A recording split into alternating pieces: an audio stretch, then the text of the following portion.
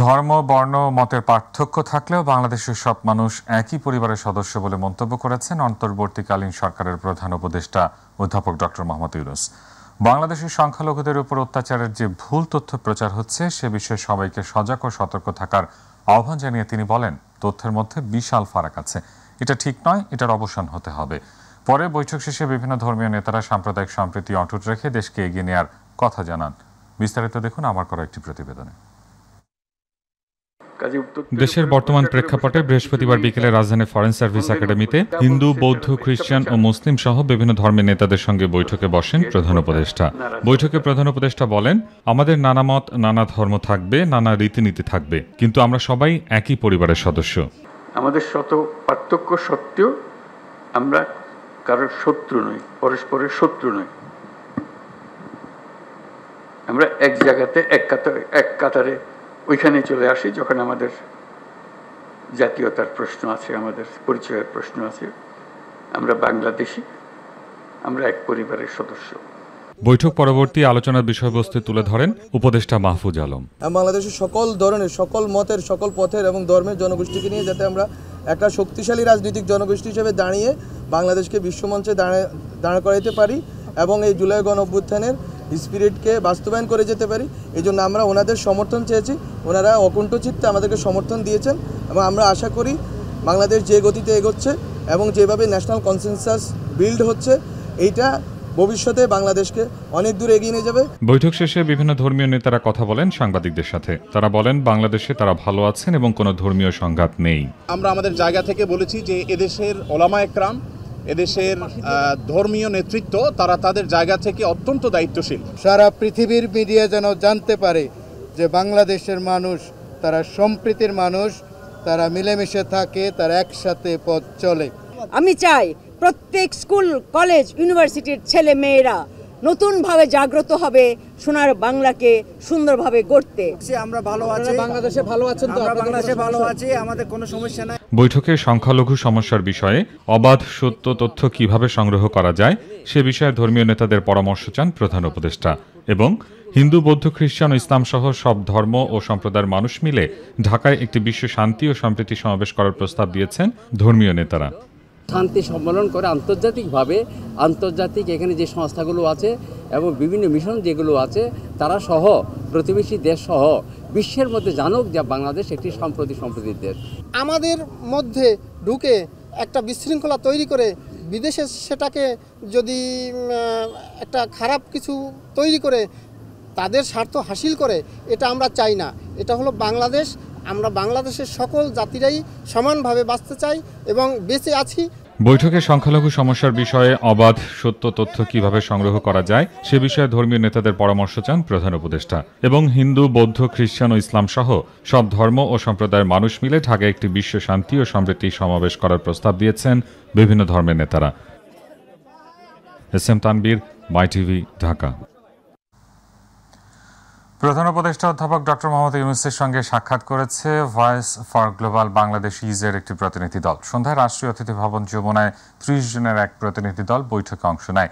এর মধ্যে যুক্তরাষ্ট্র, যুক্তরাজ্য, দুবাই, কানাডা, অস্ট্রেলিয়া, মালয়েশিয়া ও গ্রিসে বসবাসরত প্রবাসী বাংলাদেশিদের প্রতিনিধিরা ছিলেন। তারা প্রধান উপদেষ্টার প্রতি পূর্ণ সহযোগিতার আশ্বাস দেন, পাশাপাশি প্রবাসীদের ন্যায্য অধিকার প্রতিষ্ঠায় বিভিন্ন দাবির বিষয়ে সংক্ষেপে আলোচনা করেন।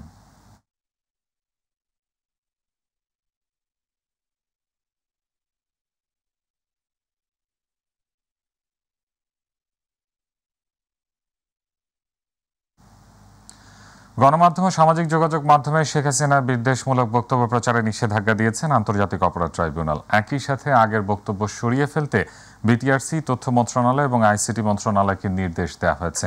ট্রাইব্যুনালের চেয়ারম্যান বিচারপতি মোহাম্মদ গোলাম মর্তুজার নেতৃত্বাধীন ৩ সদস্যের বেঞ্চ এ বিষয়ে প্রসিকিউটরের আবেদনের ওপর শুনানি শেষে এই আদেশ দেন। এই নির্দেশনার কপি মেটা, ইউটিউব সহ বিভিন্ন সংস্থার কাছে পাঠানোর নির্দেশনাও দেওয়া হয়। সাইদুর রহমান আবিরের রিপোর্ট।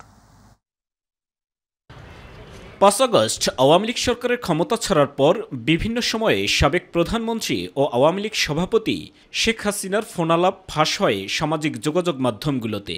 ফোনালাপের বক্তব্যগুলো বিদ্বেষমূলক উল্লেখ করে শেখ হাসিনার সকল ফোনালাপ সামাজিক যোগাযোগ মাধ্যম থেকে সরিয়ে নিতে এবং পরবর্তীতে এ ধরনের বক্তব্য যাতে গণমাধ্যম এবং সামাজিক যোগাযোগ মাধ্যমগুলোতে প্রচার না হয় সে লক্ষ্যে নিষেধাজ্ঞা চেয়ে আন্তর্জাতিক অপরাধ ট্রাইব্যুনালে আবেদন করেন প্রসিকিউশন।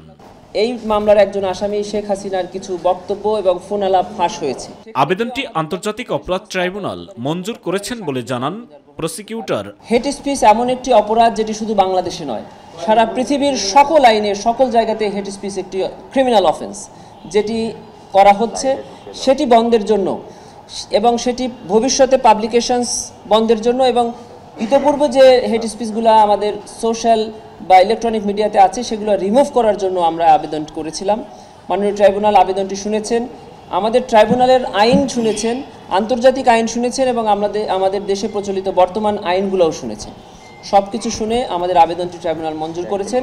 ইতিমধ্যে শেখ হাসিনার ফোনালাপ যা সামাজিক যোগাযোগ মাধ্যমগুলোতে রয়েছে তা সরিয়ে নিতে সংশ্লিষ্ট কর্তৃপক্ষকে নির্দেশনা দেয়া হবে বলেও জানানো হয় প্রসিকিউশন থেকে। এবং বাংলাদেশ সরকারের যথাযথ কর্তৃপক্ষকে ট্রাইব্যুনাল আদেশ দিয়েছেন যে এই সকল হেট স্পিচ যেগুলো এখনও বিদ্যমান আছে সেগুলোকে রিমুভ করার জন্য এবং ভবিষ্যতে যেন এই ধরনের কোনো হেট স্পিচ আর পাবলিক বা ব্রডকাস্ট না হয়। এসব ফোনালাপ ফাঁস হওয়ায় মামলার কার্যক্রম বিঘ্নিত হয় বলেই এমন উদ্যোগ নেওয়া হয়েছে বলেও জানান প্রসিকিউশন। বা এমন কোনো স্পিচ দিতে পারবেন না যাতে করে এই মামলার তদন্ত বাধাগ্রস্ত হয়, এই মামলার কোনো সাক্ষী অথবা ভিকটিমরা ভীতিগ্রস্ত হয়। সাইদুর রহমান আবির, মাই টিভি, ঢাকা। বহুল আলোচিত তত্ত্বাবধায়ক সরকার বাতিল সহ বেশ কিছু বিষয় আনা সংবিধানের ৫৫ সংশোধনী কেন অবৈধ হবে না এই মর্মে জারি করা রুলের রায়ের জন্য আগামী ১৭ ডিসেম্বর দিন ধার্য করেছেন হাইকোর্ট।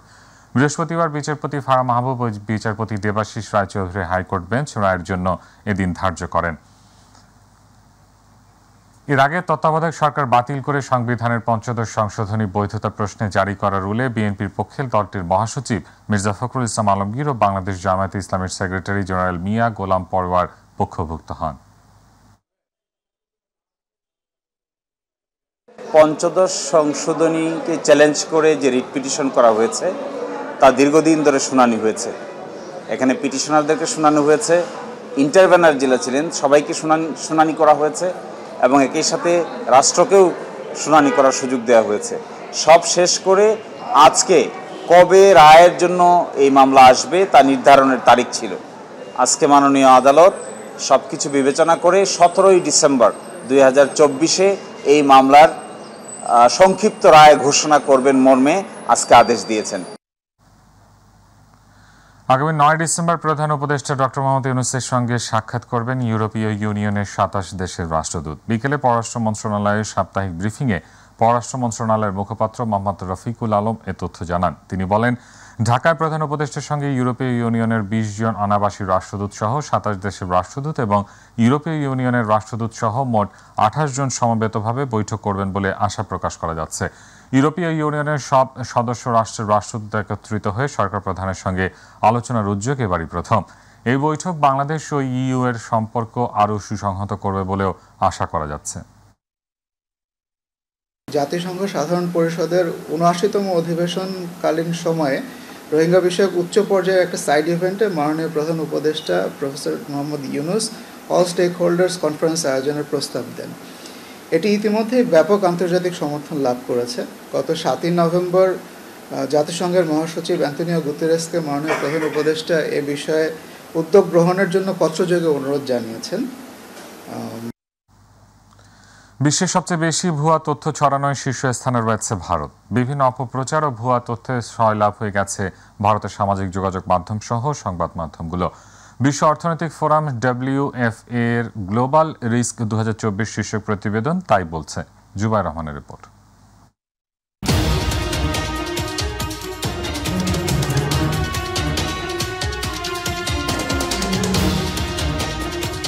ভারতের মিডিয়া ও সামাজিক যোগাযোগ মাধ্যম বাংলাদেশকে লক্ষ্য করে মিথ্যা তথ্য সহ অপপ্রচার তুঙ্গে পৌঁছেছে।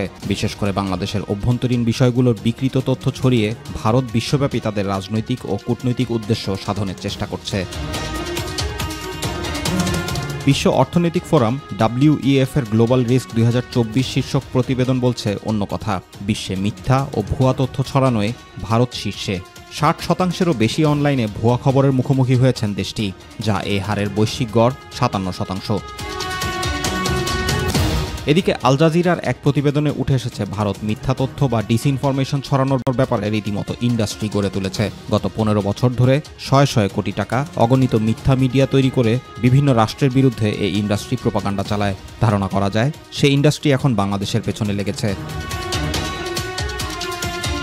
উদ্বেগের বিষয় হলো আজকের দিনে প্রিন্ট, টেলিভিশন এবং সামাজিক মাধ্যমের মতো বিভিন্ন প্ল্যাটফর্মে যাচাইবিহীন তথ্য সহজেই ছড়িয়ে পড়ছে, এমনকি সমালোচনামূলক চিন্তাধারার মানুষদের কাছেও। বিভিন্ন জরিপ এবং গবেষণা বলছে ভারতীয়দের বড় অংশ প্রধানত সামাজিক মাধ্যমেই খবর পান, যেখানে তথ্য খুব কমই যাচাই করা হয়।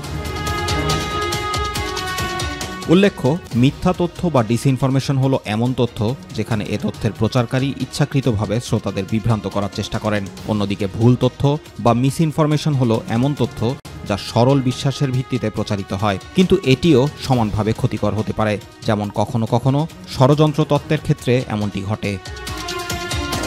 জুবাইর রহমান, মাইটিভি নিউজ। অন্তর্বর্তী সরকারের স্বরাষ্ট্র উপদেষ্টা অবসরপ্রাপ্ত লেফটেন্যান্ট জেনারেল জাহাঙ্গীর আলম চৌধুরী বলেছেন, বাংলাদেশের সার্বভৌমত্ব কোনো ধরনের হুমকির মধ্যে নেই। আজ ইন্টারন্যাশনাল ভলান্টিয়ার ডে উপলক্ষে রাজধানীর পূর্বাঞ্চলে সিভিল ডিফেন্স স্টেশনে আয়োজিত এক অনুষ্ঠানে তিনি এ মন্তব্য করেন। উপদেষ্টা বলেন, ভারতীয় মিডিয়া বাংলাদেশের বিরুদ্ধে অপপ্রচারে নেমেছে।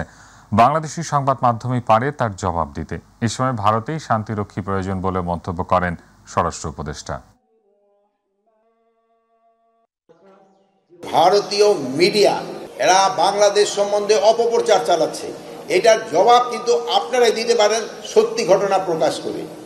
এটা ভারতের একটা কি বলবো, মানে এইরকম একটা নগণ্য প্রচার, একটা মিথ্যা প্রচার, এটা অন্য দেশের প্রতি যে করতে পারে এটা শুধু ভারতীয় মিডিয়াই পারে, অন্য কোনো দেশের মিডিয়া মনে হয় এরকম পারে না। এটা প্রতিবেশী দেশগুলোর সাথে সুসম্পর্ক বজায় রাখতে উভয় দেশের মধ্যে কূটনৈতিক তৎপরতা আরও জোরদার করার পরামর্শ দিয়েছেন কূটনৈতিক বিশ্লেষকেরা। তারা বলছেন, বাংলাদেশ দূতাবাসে হামলা চালিয়ে আন্তর্জাতিক আইন লঙ্ঘন করেছে ভারত। কোনো দেশের সরকার নয়, দেশের জনগণের সাথে সুসম্পর্ক বজায় রাখার আহ্বান জানান আন্তর্জাতিক বিশ্লেষক হুমায়ুন কবির ও অধ্যাপক ডক্টর ইমতিয়াজ আহমেদ। আরও জানাচ্ছেন রাকিব হাসান। ছাত্র জনতার গণ অভ্যুত্থান পরবর্তী নতুন প্রেক্ষাপটে অন্তর্বর্তীকালীন সরকার দায়িত্ব নেয়ার পর থেকে খানিকটা টানাপোড়েন চলছে ঢাকা দিল্লি সম্পর্কে। একদিকে যেমন সামনে আসছে ভারতে আশ্রয় নেয়া সাবেক প্রধানমন্ত্রী শেখ হাসিনার প্রসঙ্গ, তেমনি আসছে নানান অপপ্রচারের বিষয়টিও। বিশেষ করে পশ্চিমবঙ্গের মূলধারার বাইরের কিছু গণমাধ্যম সংখ্যালঘু ইস্যুতে পরিকল্পিতভাবে বাংলাদেশ বিরোধী অপপ্রচার চালাতে থাকায় তার জের এসে পড়েছে দুদেশের সম্পর্কে। মানুষেরা যেভাবে কচু কাটা হচ্ছে, তাদেরকে যেভাবে মারা হচ্ছে, সেনাবাহিনী যেভাবে তাদের ঘরে ঢুকছে, তাদেরকে তছনছ করে দিচ্ছে। উভয় পক্ষের এই টানাটানির মধ্যেই দুই দেশেই ঘটছে নানা ঘটনা। এসব ঘটনায় নানামুখী প্রতিক্রিয়া ও পাল্টা প্রতিক্রিয়া দেখাচ্ছে বিভিন্ন মহল। প্রতিবেশী দেশের সাথে সুসম্পর্ক বজায় রাখতে এখনই কূটনৈতিক তৎপরতা আরও জোরদার করার পরামর্শ দিয়েছেন আন্তর্জাতিক বিশ্লেষকরা। তারা মনে করেন সরকারের পাশাপাশি বেসরকারি সংস্থাগুলোকেও আরও জোরালো ভূমিকা রাখতে হবে। সম্পর্কটা আমরা স্বাভাবিক রাখতে চাই, সেটা তো প্রধান উপদেষ্টা মহোদয় বলেছেন, পররাষ্ট্র উপদেষ্টাও বলছেন। বাংলাদেশের দিক থেকে আমার মনে হয় না আমরা এই মুহূর্তে ভারতের সাথে সম্পর্ক খারাপ করার জন্য কিছু করছি, কারণ আমরা ইতিমধ্যে আমাদের নিজস্ব অভ্যন্তরীণ বিষয়গুলি নিয়ে আমরা ইতিমধ্যেই ব্যস্ত। এক্ষেত্রে বরঞ্চ ভারতের কাছ থেকে আমরা সহযোগিতা চাই। ভারত যদি সহযোগী হয় তাহলে আমার ধারণা সম্পর্কটা স্বাভাবিক পর্যায়ে থাকতে পারে। দুই দেশের মধ্যে সম্পর্কে টানাপোড়া থাকতেই পারে, বিভিন্ন ধরনের মতের থাকতে পারে, কিন্তু সেটা যদি কূটনীতির বাইরে হয়ে যায় তাহলে সমস্যা বাড়তে থাকবে। তো আমরা যেটা দেখলাম গতকালকে যে কূটনীতিতে ফেরত যাওয়া, সেটা হলো আমরা দেখলাম যে পররাষ্ট্র মন্ত্রণালয় ভারতীয় হাইকমিশনারকে তলব করলেন। এটাই হলো প্রোটোকলে, তাই পরে এটা আরো কয়েকদিন আগে করা উচিত ছিল। আগরতলায় বাংলাদেশ দূতাবাসে হামলায় আন্তর্জাতিক আইন লঙ্ঘিত হয়েছে জানিয়ে বিশ্লেষকরা বলছেন, দুদেশের মধ্যে সুসম্পর্ক বজায় রাখতে ভারতকেই এগিয়ে আসতে হবে। প্রথমত এটা একেবারে আনএক্সেপ্টেবল, কারণ হচ্ছে যে ভিয়েনা কনভেনশন লঙ্ঘন থেকে শুরু করে ভারতের নিজের আইন লঙ্ঘন করছে, আবার এটাও মনে রাখতে হবে ভারত সবসময় এই বিষয়ে বিশেষ করে ব্রিটেন আর কানাডাকে বারবার মনে করিয়ে দেয়, কারণ সেখানে ব্রিটিশ মিশন কিন্তু কি বলা হয় অ্যাটাক হয়েছিল। তো যেই ভারত সবসময় প্রচার করছে আন্তর্জাতিক পর্যায়ে এই বিষয়ে, সেই দেশেই আবার এটা হলো, খুবই দুঃখজনক, কোনো সন্দেহ নেই। এই উত্তেজনার কারণটা তো ভারতের দিক থেকে শুরু, ভারতকেই প্রধানত উদ্যোগটা নিতে হবে। সেটা 2-3 পর্যায়ে হতে পারে, সরকারি পর্যায়ে হতে পারে, তাদের রাজনৈতিক দল, বিশেষ করে যারা প্রধান রাজনৈতিক দল, তারা এই বিষয়ে উদ্যোগ নিতে পারে জন উত্তেজনাটা প্রশমন করার জন্য। মিডিয়ারা যেটা বলছেন আপনি, মিডিয়াদের একটা ভূমিকা, গুরুত্বপূর্ণ ভূমিকা। এখন মুশকিল হচ্ছে যে মিডিয়া তো সোশ্যাল মিডিয়া, এটার মালিকানা তো কারো হাতে নাই, তো কাজেই এখানে সামাজিক সংগঠনগুলো একটা ভূমিকা পালন করার আছে। তো সেগুলো তাদের দিক থেকে নিলে আমাদের দিক থেকেও আমরা কিছু উদ্যোগ নিতে পারি। ভারতীয় গণমাধ্যমগুলো মিথ্যাচার করছে উল্লেখ করে দেশীয় ও আন্তর্জাতিক গণমাধ্যমের মধ্য দিয়ে সঠিক তথ্যগুলো সকলের সামনে তুলে ধরারও পরামর্শ দেন অ্যাম্বাসেডর হুমায়ুন কবির ও আন্তর্জাতিক বিশ্লেষক অধ্যাপক ইমতিয়াজ আহমেদ। এখন এই জন উত্তেজনা কিন্তু ওই অতিরঞ্জন, মিথ্যাচার, ফুলিয়ে ফাঁপিয়ে বলা সেই কারণেই হচ্ছে। তো এটা যেহেতু আমাদের জন্য জটিলতা তৈরি করছে, এটাকে আমরা প্রশমিত করার জন্য উদ্যোগ নেওয়া উচিত। এখন তো পৃথিবী একেবারে ফেক নিউজের পৃথিবী হয়ে গেছে ইত্যাদি। এখন অপপ্রচারের কি বলে থামানোর একটা উপায় হলো ভালো প্রচার করা বা ঠিক প্রচারটা করা। রাকিব হাসান, মাই টিভি, ঢাকা। ঐক্য করতে গিয়ে আবারও নতুন করে বাকশাল করে ফেললে সেই ঐক্যে কোনো কাজ হবে না বলে মন্তব্য করেছেন বিএনপির স্থায়ী কমিটির সদস্য ডক্টর আব্দুল মঈন খান। আর বিএনপি চেয়ারপারসনের উপদেষ্টা জয়নুল আবদিন ফারুক বলেন, ষড়যন্ত্র মোকাবেলায় দ্রুত নির্বাচনী রোডম্যাপের প্রয়োজন। রাজধানীতে আলাদা অনুষ্ঠানে তারা এসব কথা বলেন। আতিকুর রহমান তিতাসের রিপোর্ট। বৃহস্পতিবার দুপুরে জাতীয় প্রেস ক্লাবে বাংলাদেশের নদী পানির অধিকার আন্দোলনের পুরাধা আন্তর্জাতিক ফারাক্কা কমিটির নেতা আতিকুর রহমান সালুর স্মরণ সভায় প্রধান অতিথি হিসেবে যোগ দেন বিএনপির স্থায়ী কমিটির সদস্য ডক্টর আব্দুল মঈন খান। প্রধান অতিথির বক্তব্যে ডক্টর মঈন খান জাতীয় ঐক্য গঠনে রাজনৈতিক দলগুলোর সঙ্গে অন্তর্বর্তী সরকারের বৈঠক প্রসঙ্গে বলেন, ঐক্য গড়তে গিয়ে আবারও নতুন করে বাকশাল করে ফেললে সেই ঐক্য কোনো কাজে আসবে না। ঐক্য অবশ্য প্রয়োজনীয়, জাতি, ধর্ম, বর্ণ নির্বিশেষে ঐক্য প্রয়োজন, এতে কারো কোনো দ্বিমত থাকতে পারে না। কিন্তু আমি এই প্রসঙ্গে আপনাদের আরো একটু সতর্ক করে দিতে চাই। ইংরেজিতে একটি কথা আছে, ইউনিটি ইন ডাইভার্সিটি। আমি ঐক্য করতে গিয়ে যদি আবার নতুন করে বাকশাল করে ফেলি, তাহলে কিন্তু সেই ঐক্যে কাজ হবে। জাতীয় প্রেস ক্লাবের সামনে বাংলাদেশ নাগরিক অধিকার আন্দোলনের উদ্যোগে এক প্রতিবাদ সভায় বিএনপি চেয়ারপারসনের উপদেষ্টা জয়নুল আবদিন ফারুক বলেন, ষড়যন্ত্র মোকাবিলায় দ্রুত নির্বাচনী রোডম্যাপ প্রয়োজন। এই সকল ষড়যন্ত্রের রুখতে হলে জনপ্রতিনিধি দরকার। এই সকল চিন্ময় তন্ময়কে বাংলাদেশের ষড়যন্ত্র থেকে বিরত রাখতে হলে অবিলম্বে জাতীয় সংসদ নির্বাচনের রোডম্যাপ। জাতীয় প্রেস ক্লাবের সামনে অপর এক অনুষ্ঠানে বিএনপির সিনিয়র যুগ্ম মহাসচিব রুহুল কবির রিজভী বলেন, পার্শ্ববর্তী দেশের উস্কানি গোটা জাতি ধরে ফেলেছে। তারা নানা রকম উস্কানি দিলেও বাংলাদেশের মানুষ তাতে পা দেয়নি। পার্শ্ববর্তী দেশ যে আমাদের এখানে উস্কানি দিতে পারে, এটা গোটা জাতি ধরে ফেলেছে। আমাদের ঐক্য ইস্পাত কঠিন ঐক্য, এই ঐক্য কেউ ভাঙতে পারবে না। পরে ঢাকা মহানগরীর বিভিন্ন স্থানে দলীয় ব্যানার, বিলবোর্ড অপসারণ কার্যক্রম পরিদর্শন করেন রুহুল কবির রিজভী। আতিকুর রহমান তিতাস, মাই টিভি। দর্শক যাচ্ছি সংবাদ বিরতিতে, ফিরে এসে আরো যা থাকছে।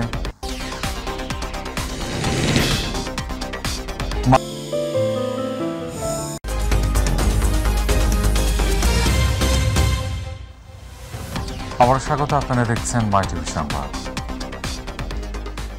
দেশ ও জাতির ক্রান্তিকালে বিএনসিসির সদস্যরা বিশাল শক্তি হিসেবে আবির্ভূত হবে বলে আশা প্রকাশ করেছেন সেনাবাহিনীর প্রধান জেনারেল ওয়াকারুজ্জামান। দুপুরে আশুলিয়ার বাইপাইলে Bangladesh national cadet corps training একাডেমিতে একটি একাডেমিক ভবন উদ্বোধন অনুষ্ঠানে তিনি কথা বলেন। এই সময় সামাজিক ও জাতীয় পর্যায়ে বিএনসিসি ক্যাডারদের অগ্রণী ভূমিকার প্রশংসা করে সেনাপ্রধান বলেন, বিএনসিসির সদস্যরা সশস্ত্র বাহিনীর পাশাপাশি দেশের নিরাপত্তা ও শৃঙ্খলা রক্ষা ও দেশের যে কোনো ক্রান্তি লগ্নে অগ্রণী ভূমিকা পালন করে আসছে। বিশেষ করে 5 আগস্ট পরবর্তী সময়ে ট্রাফিক নিয়ন্ত্রণ, শৃঙ্খলা রক্ষা সহ বিভিন্ন কাজে সহায়তা করেছে।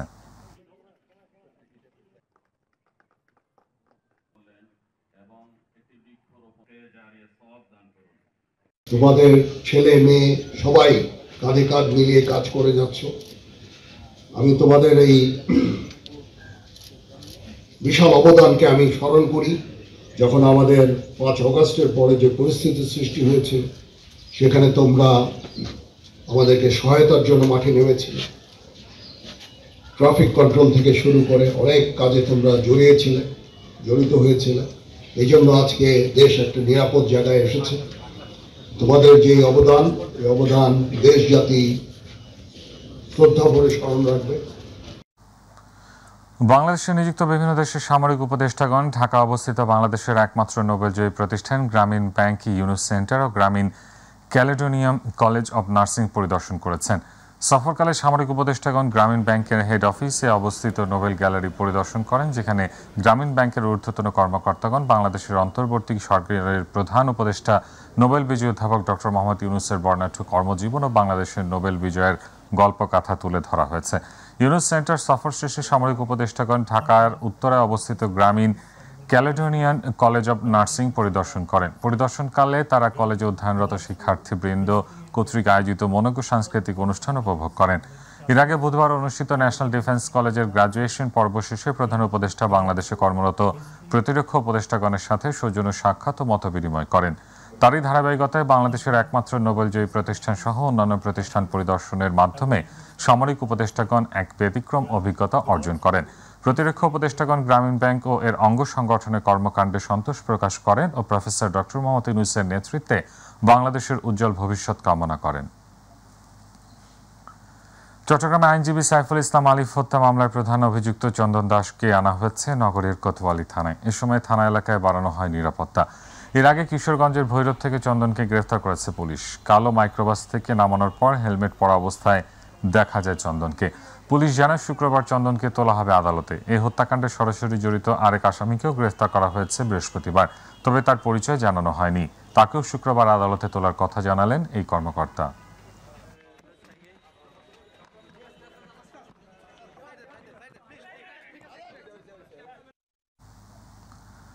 মামলায় ভয় আর অজুহাত লিখিয়ে পাইকারি হারে কাউকে গ্রেফতার করা হবে না, বরং অভিযোগের ভিত্তিতে তদন্তে যদি কারো কোনো সম্পৃক্ততা থাকে তাহলে তাকে আইনের আওতায় আনা হবে বলে স্পষ্ট বার্তা দিয়েছেন নবনিযুক্ত police মহাপরিদর্শক Baharul Alam.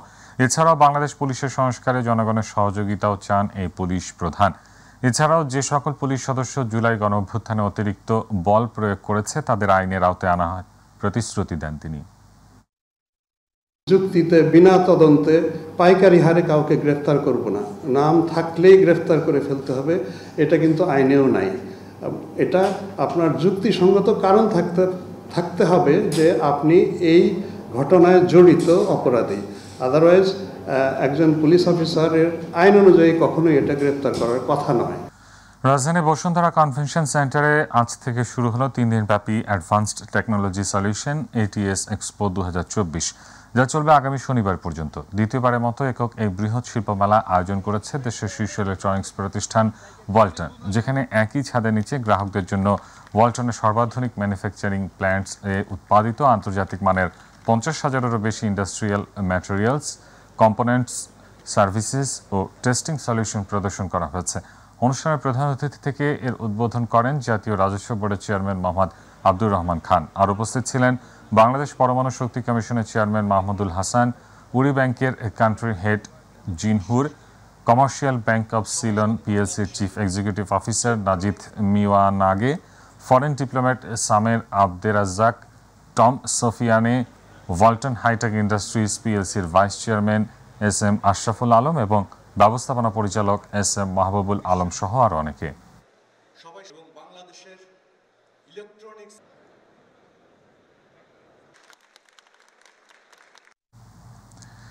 ASEAN land development limited রাজধানীর উত্তরা বিমানবন্দর সংলগ্ন 33 একর জায়গায় আশিয়ান সিটি প্রকল্পের কার্যক্রম চালাতে পারবে বলে দেয়া রায় বহাল রেখেছেন সর্বোচ্চ আদালত।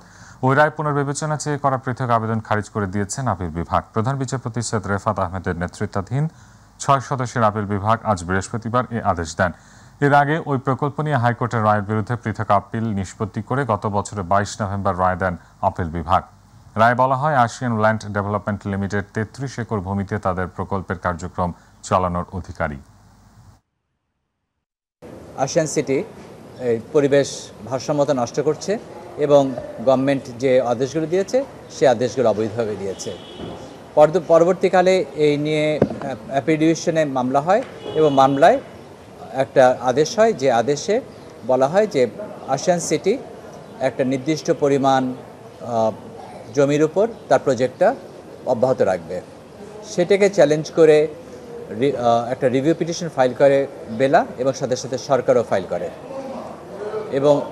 এবং এখানে যে বক্তব্য ছিল বেলা এবং বাংলাদেশ সরকার যে রিভিউ পিটিশন ফাইল করেছিল, যে এই ইতিপূর্বে মহামান্য অ্যাপিল ডিভিশন যে আদেশ দিয়েছিল সেই আদেশটি সঠিক ছিল না। আজকে এইটা হিয়ারিং হয়েছে এবং সরকারের করা এবং বেলার করা দুটা রিভিউ পিটিশনই খারিজ হয়ে গেছে। অর্থাৎ আশিয়ান সিটি এখন এই যে তাদের যে আবাসন প্রকল্প সেটা চালিয়ে যেতে পারবে।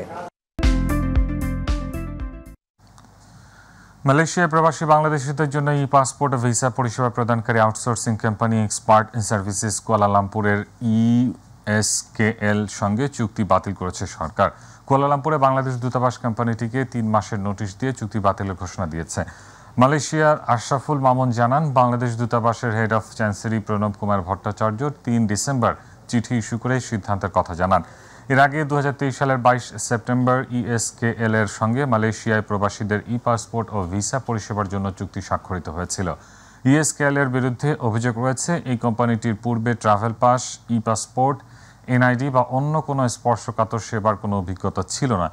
তবে সেসব বিষয় বিবেচনা না করেই আগের সরকার তাদের সঙ্গে চুক্তি করে। সম্প্রতি প্রবাসীরা পাসপোর্টের জন্য আবেদন করতে গেলে ESKL এর মালয় নিরাপত্তা প্রহরীরা বাংলাদেশিদের মারধর করেন এবং সংবাদ সংগ্রহ করতে আসা সাংবাদিকদের সঙ্গে অশোভন আচরণ করেন, এমনকি প্রকাশ্যে তাদের হুমকি দেন। এই ঘটনার পর ব্যাপক সমালোচনা শুরু হয়।